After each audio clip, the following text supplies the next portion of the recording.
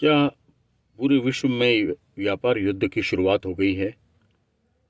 कहा तो ऐसा ही जा रहा है और बताया जाता है कि 50 सालों का ये पहला युद्ध है जिसे हमें देखना है।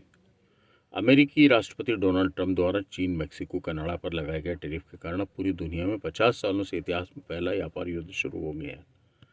इस युद्ध के कारण जहां कई देशों की अर्थव्यवस्था पर इसका असर दिखेगा, वहीं भारत पर भी इसका बुरा असर रहेगा। अगले साल भारत की विकास की दर आधा प्रतिशत की कमी देखने को मिलेगी। वहीं देश के निर्यात में कमी के साथ ही उत्पादन भी तेजी से टूटेगा। एक बार फिर देश मंदी के दौर में पहुंचने के लिए तैयार हो रहा है। डोनाल्ड ट्रंप के लगातार फैसलों ने कई देशों को नए सिरे से रणनीति बनाने के लिए मजबूर कर दिया है। इधर चीन ने पहले से ही अपनी तैयारी कर रखी थी। चीन पूरी दुनिया के लिए कच्चे माल की फैक्ट्री के रूप में जाना जाता है। चीन ने अमेरिका के अलावा अन्य कई देशों से व्यापार करने को लेकर कई समझौते कर लिए हैं। ट्रंप के फैसलों से जहां अमेरिका की जीडीपी में 1.3% की गिरावट आएगी, वहीं चीन पर भी इसका बुरा असर गिरेगा।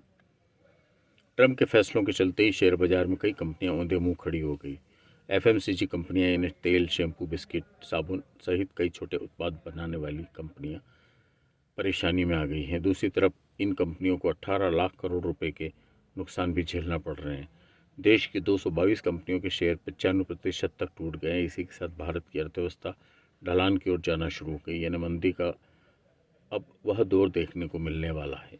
वहीं अमेरिका से भारत भेजे जा रहे अप्रवासियों का बोझ भी अब भारत के लिए नई मुसीबत बनेगा। ट्रंप के इस कार्यकाल में भारत की अर्थव्यवस्था पहले जैसी नहीं रह जाएगी।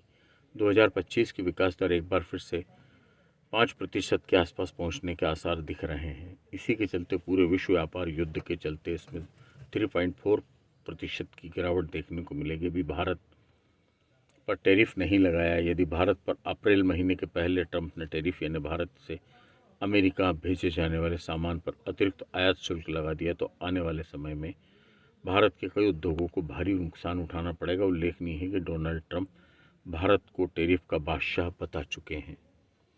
तो कुल मिलाकर अब जो हालात दिख रहे हैं वो सामने हैं और ट्रंप ने पूरे विश्व में एक अलग तरह की हलचल मचा कर रख दी है। और उनके एक एक निर्णय का नतीजा ये होता है कि पूरे विश्व के शेयर बाजार हिलने लगते हैं।